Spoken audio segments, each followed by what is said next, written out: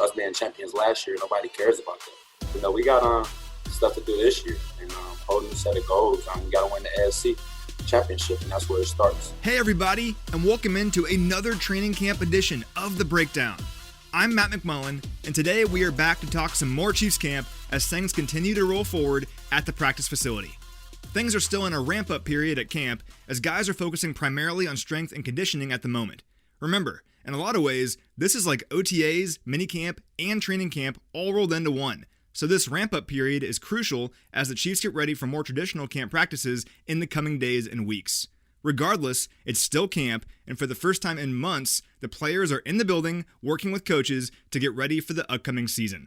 It's the kind of thing that fires up a guy like Andy Reid, who explained the initial plan and how the process is going so far. So listen, we're excited to be back.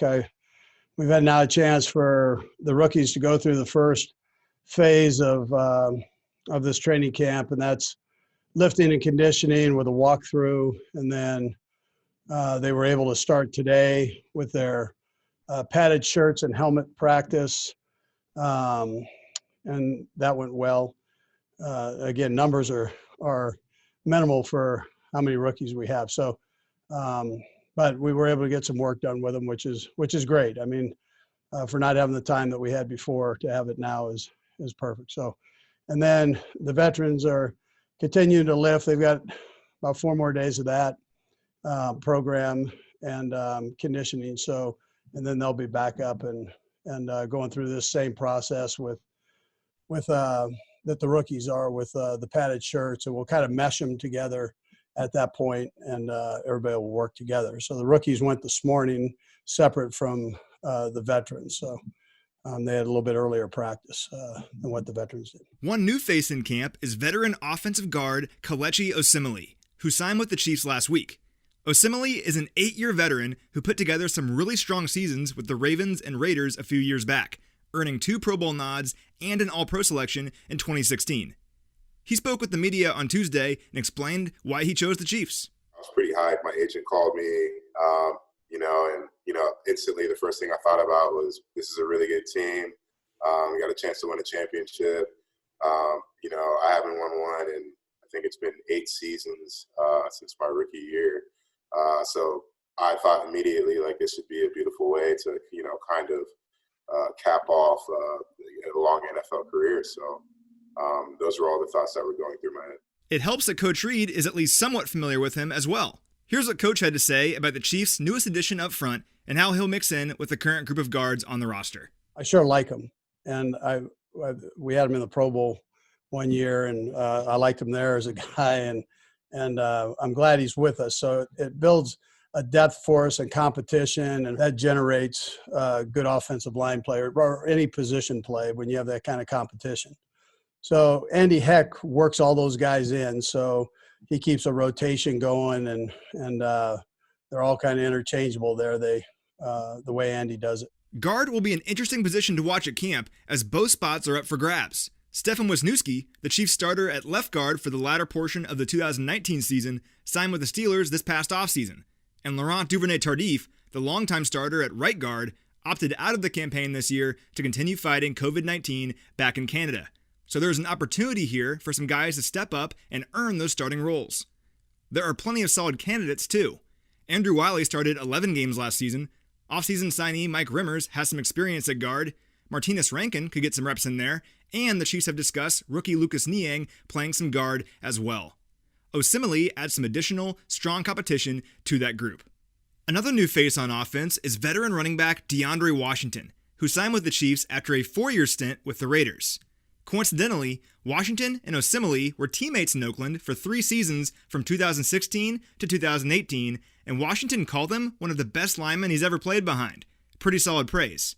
He also discussed his decision to sign with the Chiefs and what this opportunity means for him. Prior to making my decision, I felt like coming to Kansas City was a great opportunity for me.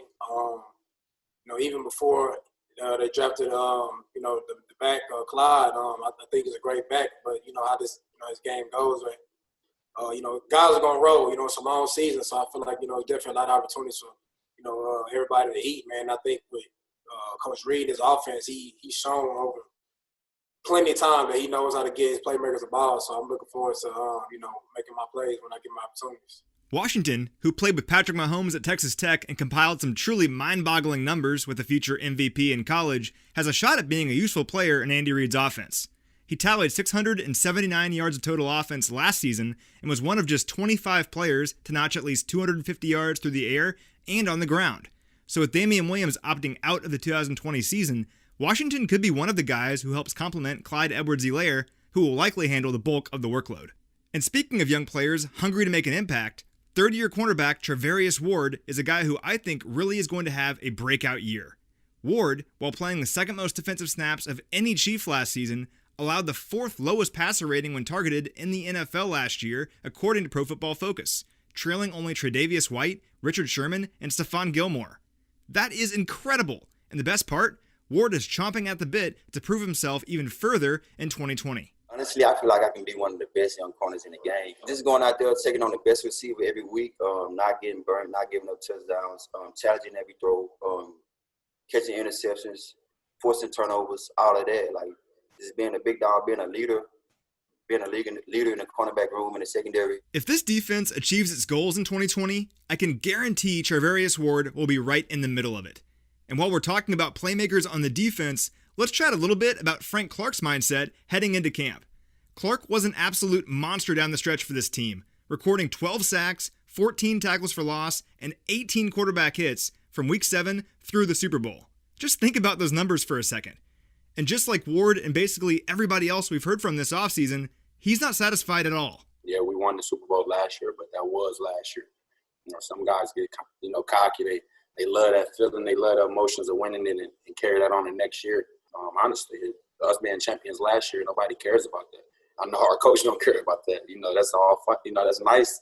It's pretty nice. It's cute and all, but, we got stuff to do this year and a whole new set of goals. We got to win the AFC championship, and that's where it starts. This has been a weird offseason. There's no doubt about that.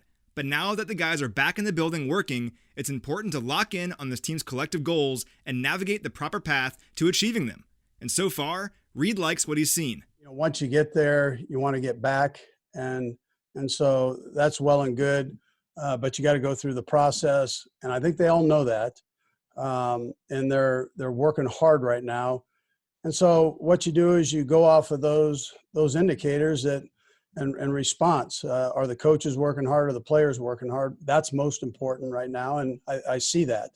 So that's got to continue now throughout. And heck, there are going to be some up and downs, right? I mean, that's how seasons are. It happens in games. It happens during the season, and you got to work through that and stay positive and work to get better every day and every week. So that's kind of where our emphasis is right now, and I haven't seen anything that has retracted me or my feelings on that they're not willing to work. I think one thing we've for sure learned from players and coaches so far through camp is that this team is not worried about what they accomplished last season. It is all about what they can do this season, and that is hopefully defending the Super Bowl title. You can't have a better mindset than that. That's it for this one, everybody. Thanks so much for listening, as always, and I will see you next week when the team next meets with the media. Until then, this is Matt McMullen, signing off.